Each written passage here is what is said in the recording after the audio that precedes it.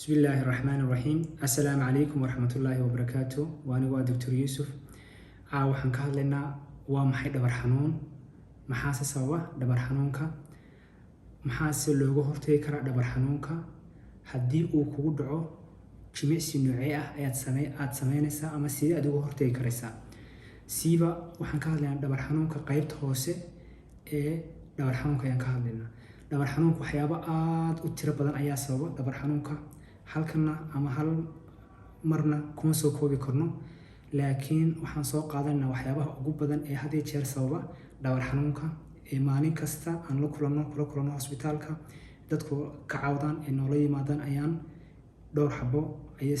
aan soo qaadanayaa si aan sulana fahno dhabar xanuunka iyo siduu u samaysmo had iyo jeer waxyaabaha ugu badan ee sababa waxa laga yaabaa inay kugu sababaan dhabar xanuunka inay tahay inuu muruq kugu sababo inay seed kugu sababto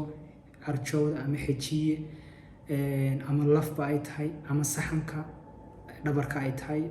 laf kasta laba lafood oo saaran waxa u dhaxeeya saxan baa u dhaxeeya waxyaabahaas oo dhan waxa laga yaabaa inay kugu sababto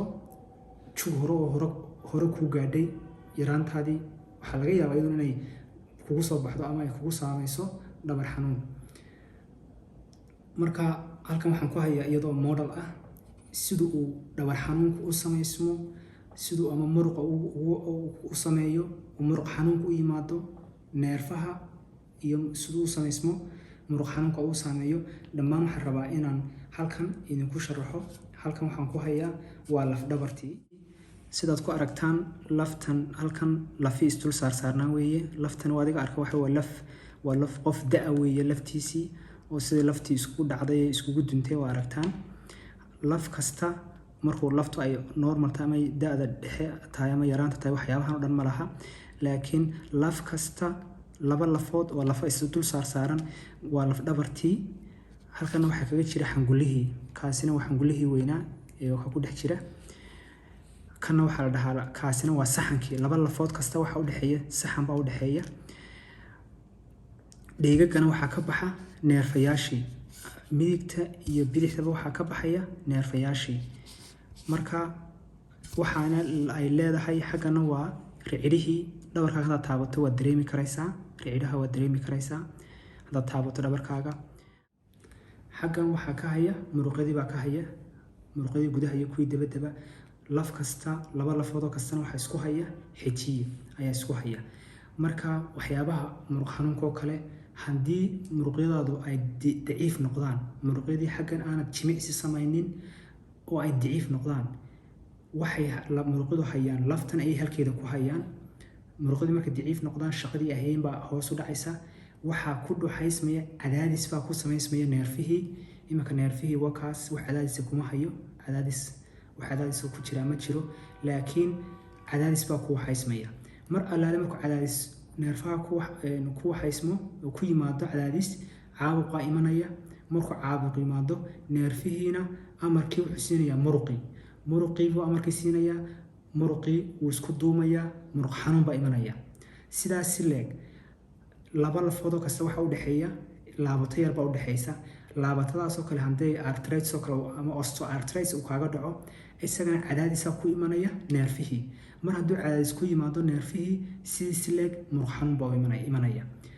had iyo jeer oo kale waxa u dhaxeeya laba lafood oo kale waxa u dhaxeeya saxan baa u dhaxeeya laf kasta waxa u dhaxeeya tan saxan baa la dhahaa saxanka u dhaxeeya haddii ay isku daacdo sidoo kale way daacday haddii ay isku hoos ku dhacdo cadaadis baa isagina ku imanaya imanka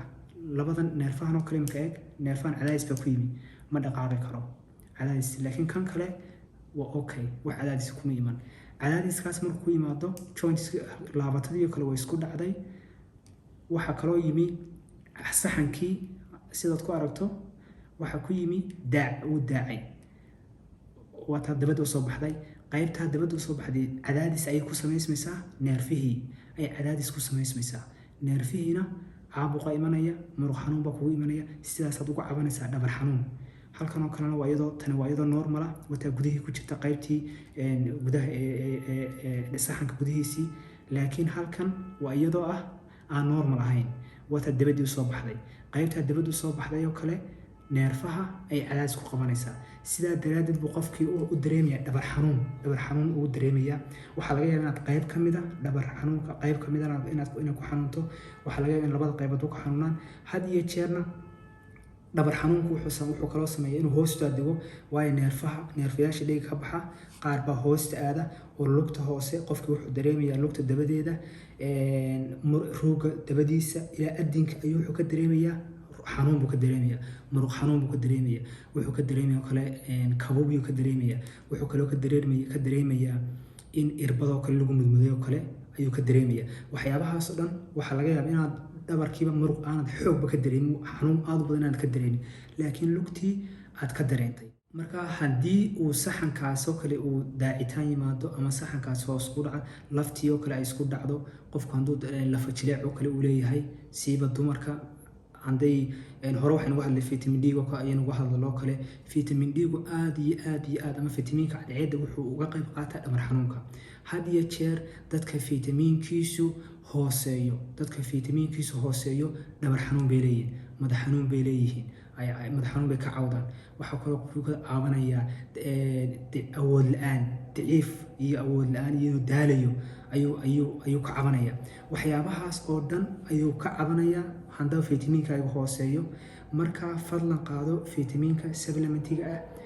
fitamiin D-ga ama fitamiinka cadceedda aad iyo aad baad ugu baahan tahay. xataa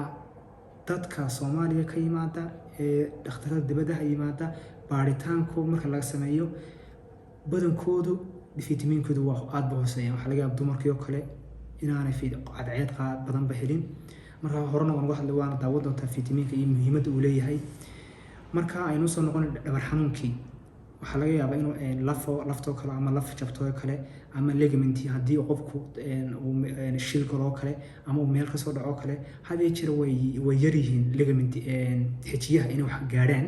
laakiin way sababi kartaa. waxyaabaha ugu badan ee aan rabo in caawa ka hadlay waxa weeye waa muruqaaga oo daciifa,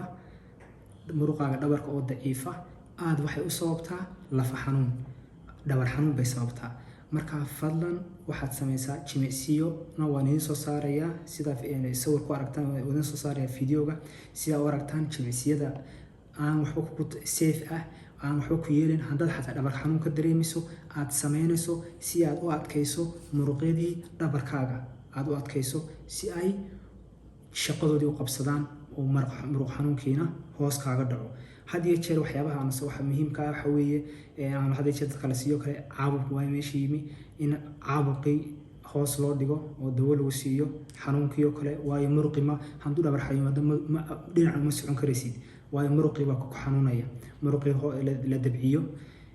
caabuqii hoos loo waxeeyo. jimicsigu aad iyo aad buu muhiim u yahay, waxaana muhiim inuu qofku hadduu miisaan badan leeyahay inuu miisaankiisa hoos u lumiyo, hadduu sigaar iyo waxyaaba noocaas oo kale caban inuu iska yareeyo, waayo waxyaabahaas waxay ka qayb qaataan dhabar xanuunka. waxay kaloo ka qayb qaataan inuu qofka lafihiisii ay jilcaan. mar hadday lafihii jilcaanna laf xanuun iyo muruq xanuun iyo waxyaabahaas oo dhan ayaad ka cabanay. marka waxaan dhammaan qof walba aan kula talinayaa inaad oo dhabar xanuun leh inuu jimicsigaana sameeyo. markuu wax qaadayo kale waana muhiim inaad ruugaaga laabto markaad wax dhulka soo qaadayso kale, si aanay dhabarkaagii celcelis ku badan aanay ugu iman, hadhowna aanay kugu samaysin dhabar xanuun. jimicsigana uu sameeyo, fitamiinkuna uu qaato. marka intaan kusoo koobayaa margooni ayaan kasii hadlaya waxyaabo kale oo sababa dhabar xanuunka qaybta dhexe ama qaybta qoorta samaysmo kale. aan mar dambe insha Allah kulmi doonaa. barnaamijkan caawintaasaan kusoo koobaynaa. marka daawade barnaamijkan usii sheer garee qofaad jeceshahay, waalidka ama saaxiibka, si looga faa'iidaysto, si uu uga faa'iidaysto qof kale. aad iyo aadna waa mahadsantihiin. assalaamu calaykum waraxmatullaahi wabarakaatu.